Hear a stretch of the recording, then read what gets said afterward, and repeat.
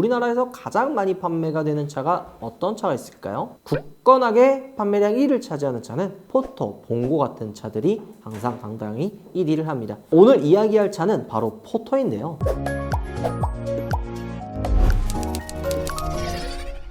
우하, 여러분 안녕하세요, 한세훈입니다. 자, 오늘 여러분들께 좀 충격적인 이야기를 한번 해볼까 하는데요. 우리나라에서 가장 많이 판매가 되는 차가 어떤 차가 있을까요? 여러 가지 있겠죠. 브랜저, 카니발, 소렌토, 다양한 차들, 매력적인 차들은 많지만 굳건하게 판매량 1위를 차지하는 차는 포토, 봉고 같은 차들이 항상 당당히 1위를 합니다. 오늘 이야기할 차는 바로 포토인데요. 우리나라의 산업, 물류의 허리를 담당하는 대표적인 차가 또 포토죠. 포토가 없으면 우리나라가 진짜 물류도 막히고 산업도 막히고 이런 상황에 빠질 정도로 정말 중요한 차량입니다. 우스갯소리로 삼성이 트럭으로 시작했다라는 이야기가 있을 정도로 이 포토의 위상, 그 중요성은 무시할 수가 없는 거죠. 포토는 이 안정성과는 거리가 굉장히 먼 차종 중에 하나입니다. 실용성과 수익성 때문에 안전이 등한시되고 있는 대표적인 자동차입니다. 포토 말고도 최근에 단종됐던 차 있죠? 다마스도 비슷한 케이스입니다. 가격도 싸고 연비도 좋고 짐도 많이 실리고 이렇기 때문에 서민의 발이라는 별명이 있었던 차가 바로 다마스죠. 근데 다마스가 왜 단종이 됐죠? 안전사양을 맞추지 못하고 위험하다라는 이야기 때문에 어쩔 수 없이 단종이 됐고, 그 자리를 대처하기 위해 캐스퍼 밴, 레이 밴이 나오긴 했지만 다마스의 실용성과 가성비를 따라오기는 힘들었습니다. 자, 그래서 포토가 사고가 나면은 일단 대형 사고로 이어지는 경우가 굉장히 많거든요. 근데 보통 차가 출시가 되면 뭘 하죠? 충돌 테스트를 하잖아요. 원래 이 충돌 테스트가 3.5 이하 소형 화물차는 아예 빠져 있었어요. 작년이 되고 나서야 정부가 이제 원래 그동안 충돌 시험에서 제외가 됐었던 3.5톤 이하 소형 화물차도 리스트에 이제 추가하겠다고 밝혔지만 크게 의미는 없죠. 승용차는 정면 충돌, 요즘에는 그 사이드에서 치는 것까지도 충돌 테스트를 하잖아요. 근데 포토는 정면과 측면 충돌 테스트하고 요것도 바로 안 하고 이제 지금 나오는 차들은 2년 뒤에 테스트를 한다고 고지를 한 거죠. 그 얘기는 뭐다? 그 기간 안에 개설을 해서 새로운 모델을 내놔라 라는 뜻이죠. 2년 안에 어쨌든 안전성과 실용성을 강화한 모델을 출시해야 되기 때문에 현대자동차는 부랴부랴 준비를 하고 있고요. 20년 동안 풀체인지 없이 그냥 꾸준히 판매해온 이 자동차가 드디어 풀체인지가 될 예정입니다. 빠르면은 올해 말, 늦어도 내년 초에는 출시한다는 계획을 가지고 있는데요. 지금 활발한 테스트가 진행되고 있는데 최근에 그 실체가 드러나서 화제가 됐었죠. 지금 여기 보이는 사진처럼 레카 위에 뭔가 스타리아 앞에를 잘라놓고 뒤에 이제 적재함을 실을 수 있는 그런 약간은 지금까지 보지 못했던 그 모양의 차가 공개가 됐었고요. 그리고 최근 하이테크로 채널에, 그리고 뉴욕맘보스 채널에 공개가 됐었던 레터링에 풀체인지 포토의 디자인이 공개가 되면서 와, 이거 이렇게 바뀌는구나, 많은 분들이 깜짝 놀라게 됐습니다. 근데 기존에 우리가 생각했었던 봉고와 포토는 어때요? 지금 여기 나와 있는 이 예상도와는 생각보다 다른 디자인을 가지고 있는데요. 그 이유가 있습니다. 원래는 기존에 캡 오버 타입으로 되어 있었거든요.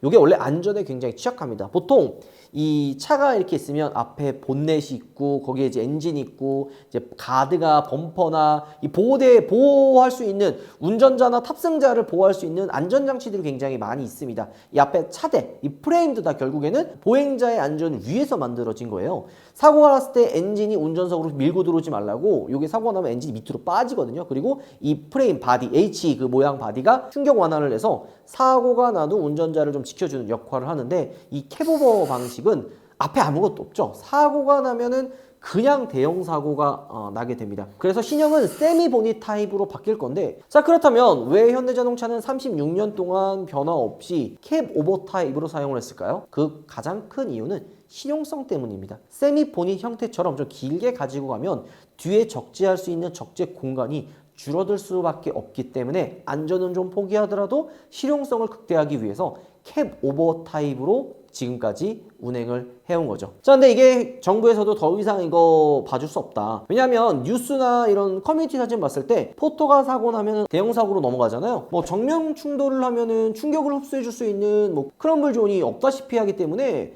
안전 측면에서는 상당히 위험하고, 근데 적재 용량이나 실용성 같은 부분 때문에 어쩔 수 없이 안전을 희생했을 수밖에 없고, 그래서 포트나 봉고 트럭 사고 사진들은 대부분 엄청 처참한 사진들이 대부분입니다. 자, 그렇기 때문에 사고가 났을 때 사망률이나 중상률이 일반 승용차와 비교했을 때 2배 이상 포토나 소형 화물차가 높다는 것을 알 수가 있죠. 자, 그렇다면 장단점이 확실하죠. 이 캐보버 방식은 앞에를 짧게 가져감으로써 수납 공간을 크게 가져갈 수가 있고, 대부분의 이제 화물 기사님들은 이 캐보버 방식을 되게 선호를 한다고 합니다. 물건을 많이 실으면 실을수록 이게 다 돈이 되기 때문에 어쩔 수 없이 넓은 적재 공간을 원하거든요. 근데 세미보니 타입 같은 경우에는 적재 공간이 적죠. 장단점이 뚜렷한 2가지 방식이라고 보면 되는데요. 결국에는 이후에는 이 캐보버 방식은 없어지고 세미보니 방식으로밖에 출시할 수 없을 겁니다.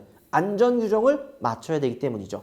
결국에는 이 기간이 2년이기 때문에 1년 안에는 새로운 포토 풀체인지 모델이 출시할 거를 어느 정도 알 수가 있습니다. 아마 이거 보셨을 거예요. 옛날에 잠깐 출시했었다가 단종됐던 리베로라고 여러분도 혹시 아세요? 현대자동차에 출시한 리베로와 거의 비슷한 형태로 출시가 될 거라고 보여지는데요. 하이테크로님이나 뉴욕 맘모스님이 공개했었던 예상도 보면 어때요? 거의 스타리아 전면부를 툭 잘라놓고 출시했잖아요. 근데 한 가지 재미난 게 거의 이 실차 풀체인지 포토도 이 모습과 거의 비슷하게 출시할 거란 얘기를 하고 있습니다. 아마 현대에서는 이 심리스 호라이즌, 코나, 그랜저, 스타리아, 물론 이 차가 커지면 커질수록 중간중간 들어가는 디자인의 요소는 달라질 수 있겠지만 큰 틀에서의 디자인의 통일성을 위해서 거의 비슷한 디자인을 채택할 확률이 굉장히 높다고 합니다. 포토도 비슷한 디자인으로 쭉 나오지 않을까 생각이 드네요. 세미보니 타입의 장단점은 뚜렷하죠. 일단은 이제 앞쪽에 엔진이 추가돼서 1.5 박스 형태이기 때문에 캡 오버 타입의 치명적인 단점이었던 이제 안전도 어느 정도 보강이 되고, 그 외의 단점들은 앞이 길어지면서 적재함이 자연스럽게 줄어들 수밖에 없고, 보닛형이기 때문에 앞에 길잖아요. 그러면 또 어떤 단점들이 있어요? 바로 회전 방향이 길어지기 때문에 좁은 골목이나 거기에 이제 물건을 많이 이제 적재하게 되면은 뒷바퀴의 무게가 이제 집중되기 때문에 하중 분산에 있어서 약점으로도 작용할 수가 있는 거죠. 그러니까 기능적인 측면에서는 캐보버 타입이, 안전 타입에서는 세미보니 타입이 우월하다는 결론이 나오게 됩니다. 이 포토의 변경이 어떻게 되는지에 따라서 많은 분들, 특히 이제 화물업에 계시는 우리 기사님들의 이 관심이 촉각이 곤두선다고 해도 틀린 말은 아니에요. 우리나라에서 포토가 엄청 많이 판매가 됐죠. 1톤 시장에서는 거의 대표적인 모델이 포토라고 할 수가 있고, 무려 36년 동안 생산되고 있는 초장수 모델이기도 하죠. 앞에서 잠깐 이야기했던 대로 풀체인지 모델 없이 소소한 변화만으로도 차를 계속 팔아왔지만 엄청나게 많이 판매가 됐고, 게다가 중고차 시장에서도 이 감가가 거의 없어요. 그냥 거의 신차 가격에 비슷한 금액대로 바로 서서 탈 수 있고, 특히 전기차 모델 같은 경우에는 프리미엄을 얹어서 구매해야 될 정도로 인기가 많은 모델이 포토 차량이라고 할 수 있습니다. 그리고 또 기아의 봉고도 있지만 판매량만 놓고 따지면 포토가 압도적이죠. 당장 작년 판매량만 살펴보면 포토가 이제 92,411대, 봉고가 66,689대 판매가 됐고요. 포토와 봉고는 비슷하지만 조금 다른 수요층을 가지고 있습니다. 약간 근소하지만 어쨌든 포토가 조금 더 많이 판매가 됐다는 걸 알 수가 있죠. 이렇게 높은 판매량을 가지고 있기 때문에 이 변화 어떻게 바뀌는지, 캐보본지 세미보니 타입인지 이런 부분에 대한 변화를 실제 기사님들은 엄청 관심을 갖고 바라보고 계시는 거죠. 아마 대중에서는 안전을 좀 포기하더라도 조금 더 실용성이 좋은 캐보버 방식의 이 기존 타입의 이 포토를 좋아하시는 분들이 분명히 계실 겁니다.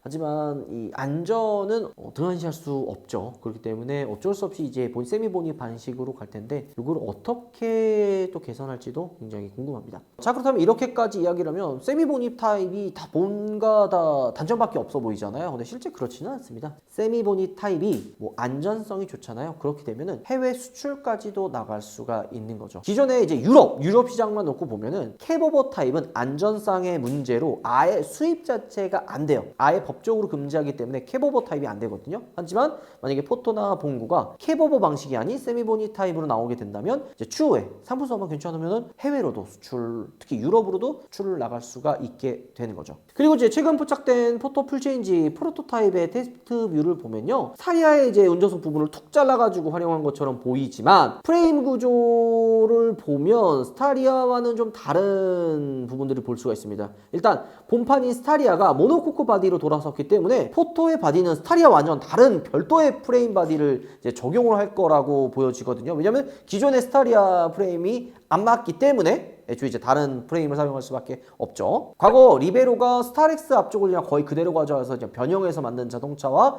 거의 비슷한 방식으로 신형 포토 역시 스타리아 디자인 요소만 가지고 오고 기존 프레임과 이런 것들은 스타리아와 차별화될 확률이 굉장히 높다 보시면 됩니다. 포토는 스타리아, 본고는 최근에 이제 페이스리프트를 통해서 바뀐 레이의 앞모습을 그대로 가지고 올 것 같은데요. 전 개인적으로 이게 하이테크로님이 만들어 놓은 이 예상도를 보면은 이 앞유리가 굉장히 길고 밑으로 이렇게 눕혀져 있잖아요. 이게 스타리아랑 비슷하거든요. 근데 스타리아가 전방의 시야 개방감이 굉장히 좋습니다. 그렇기 때문에 이 스타리아 예상도와 그리고 봉고 예상도와 조금 다르지만 봉고 예상도가 오히려 기존에 있는 캐보보와 비슷한 느낌으로 되어 있어서 지금 실제 이제 화물 기사님들의 반응은 포토보다는 봉고를 좀 더 선호하지 않을까? 라는 생각도 조금은 들긴 하지만 실제로 어떻게 나오는지에 따라서 선호도는 갈리지 않을까 생각이 듭니다.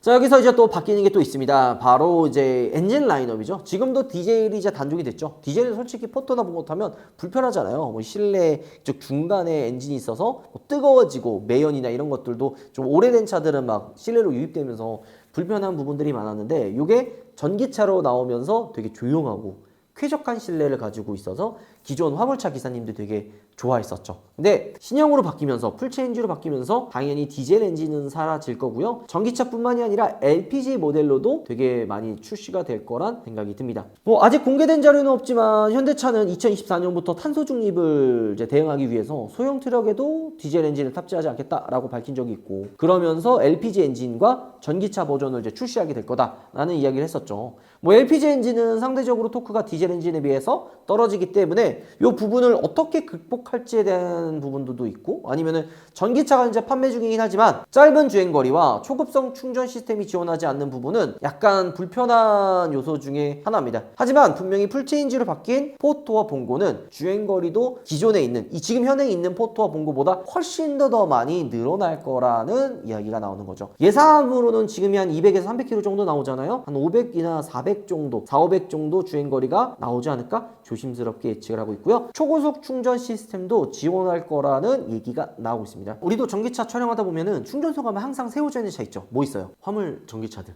포토 EV, 봉고 EV들이 항상 굉장히 많이 세워져 있는데 그 이유가 이 충전 시간이 오래 걸려요. 초급속 충전을 지원 안 하기 때문에 급속 충전기 뭐 아니면은 완속 충전기를 이용해 가지고 충전을 하기 때문에 시간이 오래 걸리는 그런 불편함이 있는 거죠. 뭐 하이브리드 모델이 출시하는 거 아니냐 이걸 기대하시는 분들도 분명히 계십니다. 물론 뭐 새로운 하이브리드 모델이 나올 수도 있고 아니면 수소전기, 수소차가 나올 수도 있지만 이 화물차 같은 경우에는 우리 서민의 발이 돼주고 물류의 핵심 역할을 해준단 말이에요. 소형 화물차 같은 경우에는 그렇기 때문에 더 높은 효율, 가성비가 가장 중요하지 않을까 생각이 됩니다. 아무래도 리베로 타입의 세미보니 형태로 출시하게 된다면 결국에는 이제 수납 공간이 적어질 수밖에 없는데 어떻게 개선할 건지 박스 형태로 되기 때문에 그 안에 이제 아무래도 전기 배터리가 좀 더 들어가겠죠? 그러면은 주행거리는 무조건 더 늘어날 것 같다라는 생각이 듭니다. 저희가 또 이 포토나 봉고 위장막을 보면은 여러분들께 최대한 빨리 실차를 찍어서 보여드리도록 하겠습니다. 위장막 혹시 보신 분들 있으면 개인 SNS나 아니면은 저 이메일 블루스카이 H2 메일로 제보 메일 주시면 제가 24시간 확인해서 빠르게 현장으로 달려가도록 하겠습니다. 자, 오늘 영상 마무리하도록 하겠습니다. 여러분들 오바 들어가겠습니다. 짜잔! 벨라와망에서 새로운 캐릭터 방향제가 나왔습니다. 도라에몽, 스펀지밥, 뚱이. 너무 귀엽지 않나요? 스펀지밥, 너 그렇게 살면 안 돼. 아니야, 뚱이야. 나는 잘 살고 있어. 와! 내 나무 헬리콥터! 아가들이 정말 좋아하고 밑에 양면 테이프가 있어서 대시보드 위에 이렇게 올려두고 쓸 수도 있고요. 이렇게 뒷면에 클립이 있어서 송풍구에도 꽂아서 쓰실 수가 있어요. 뒤에 있는 캡을 열어주시고 이렇게 방향제를 뜯어서 방향제 크기도 엄청 크죠? 여기다가 이렇게 넣어주시고 캡을 닫아주시면 짜잔! 스폰지밥 완성! 방향제가 정말 크고 퀄리티가 좋기 때문에 종류별로 소장하는 것도 나쁘지 않아요. 여러분 좀 TMI이긴 한데 저도 벨르아망 다 가지고 있습니다.